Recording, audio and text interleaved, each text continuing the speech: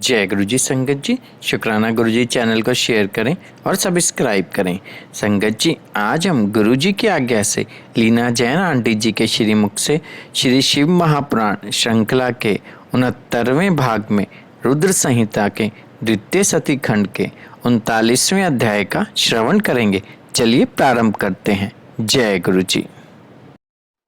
जय गुरु जी। संगत जी, गुरु जी महाराज की असीम कृपा और आशीर्वाद से आज हम श्री शिव महापुराण की रुद्र संहिता के द्वितीय सती खंड के 39वें अध्याय की वाचना करने जा रहे हैं।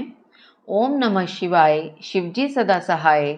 ओम नमः शिवाय, गुरुजी सदा सहाय।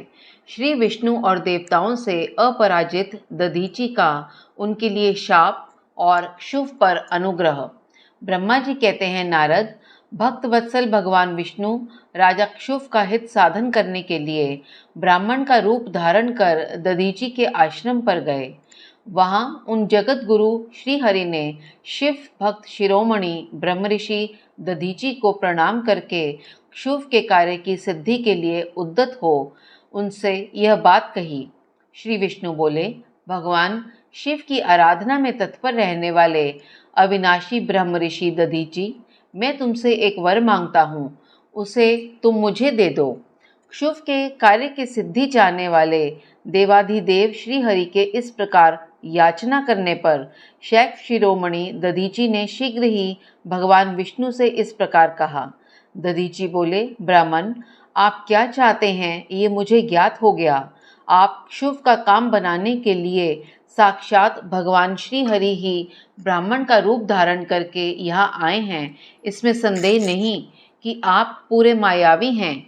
किंतु देवेश जनार्दन, मुझे भगवान रुद्र की कृपा से भूत भविष्य और वर्तमान तीनों कालों का ज्ञान सदा ही बना रहता है। सुव्रत, मैं आपको जानता हूँ, आप पापहारी श्री हरि एवं विष्णु हैं। यह ब्राह्मण का वेश छोड़िए। दुष्ट बुद्धि वाले राक्षस राजा शुभ ने आपकी आराधना की है, इसलिए आप पधारे हैं। भगवान हरे, आपकी भक्त वत्सलता को भी मैं जानता हूँ। यह छल छोड़िए, अपने रूप को ग्रहण कीजिए और भगवान शंकर के स्मरण में मन लगाइए। मैं भगवान शंकर की आराधना में लगा रहता हूँ। ऐसी दशा में भी यदि मुझसे किसी को भय हो तो आप उसे यत्नपूर्वक सत्य की शपथ के साथ कहिए। मेरा मन शिव के स्मरण में ही लगा रहता है, मैं कभी झूठ नहीं बोलता। इस संसार में किसी देवता या दैत्य से भी मुझे भय नहीं होता।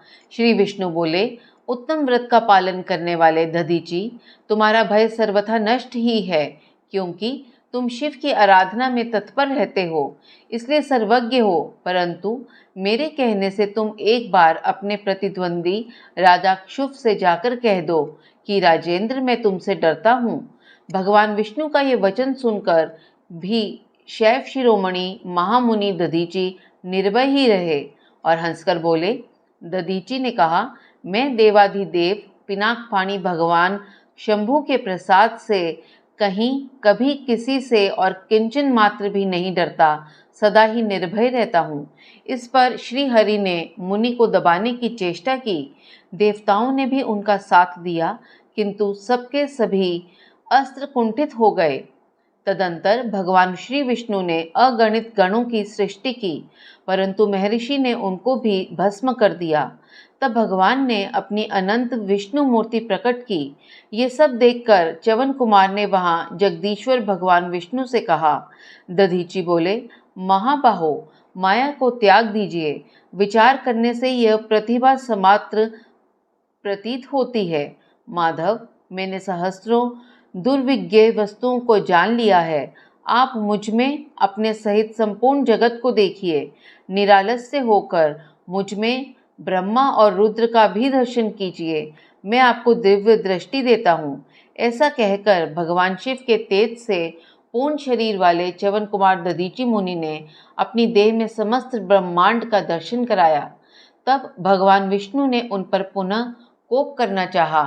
इतने में ही मेरे साथ राजा क्षुभ वहां आ पहुंचे। मैंने निश्चेष्ट खड़े हुए भगवान पद्मनाभ को तथा देवताओं को क्रोध करने से रोका। मेरी बात सुनकर इन लोगों ने ब्राह्मण दधीची को परास्त नहीं किया। श्री हरि उनके पास गए और उन्होंने मुनि को प्रणाम किया। तदंतर शुभ अत्यंत दीन हो उन मुनीश्वर दधीची के निकट गए और उन्हें प्रणाम करके प्रार्थना करने लगे। शुभ बोले, मुनि श्रेष्ठ, शिव भक्त शिरोमणे, मुझ पर प्रसन्न होइए। परमेश्वर, आप दुर्जनों की दृष्टि से दूर रहने वाले हैं, मुझ पर कृपा कीजिए।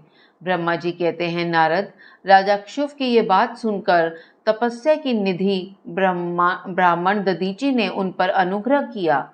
तत्पश्चात श्री विष्णु आदि को देखकर वे मुनि क्रोध से व्याकुल हो गए और मन ही मन शिव का स्मरण करके विष्णु तथा देवताओं को शाप देने लगे। दधीची ने कहा, देवराज इंद्र सहित देवताओं और मुनीश्वरों, तुम लोग रुद्र की क्रोधाग्नि से श्री विष्णु तथा अपने गणों सहित पराजित और ध्वस्त हो जाओ। देवताओं को इस तरह शाप दे शुभ की ओर देखकर देवताओं और राजाओं के पूजनीय द्विज श्रेष्ठ दधीची ने कहा, राजेंद्र, ब्राह्मण ही बली और प्रभावशाली होते हैं। ऐसा स्पष्ट रूप से कहकर ब्राह्मण दधीची अपने आश्रम में प्रविष्ट हो गए। फिर दधीची को नमस्कार मात्र करके शुभ अपने घर चले गए। तत्पश्चात भगवान विष्णु देवताओं के साथ लौट आए थे। उसी तरह अपने बैकुंठ लौट गए। इस प्रकार वे स्थान स्थानेश्वर नामक तीर्थ के रूप में प्रसिद्ध हो गया। स्थानेश्वर की यात्रा करके मनुष्य शिव का साजुष्य प्राप्त कर लेता है। तात, मैंने तुम्हें संक्षेप से शुभ और दधीची के विवाद की कथा सुनाई और भगवान शंकर को छोड़कर केवल ब्रह्मा और विष्णु को ही जो शाप प्राप्त हुआ उसका भी वर्णन किया। जो शुभ और दधीची के विवाद संबंधी इस प्रसंग का नित्य पाठ करता है, वे अपमृत्यु को जीतकर देह त्याग के पश्चात ब्रह्मलोक में जाता है।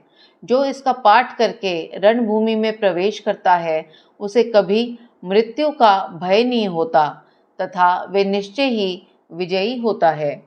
संगत जी, इसके साथ ही श्री शिव महापुराण की रुद्र संहिता के द्वितीय सती खंड का 39वां अध्याय संपन्न हुआ। जय गुरु जी, शुक्राना गुरु जी।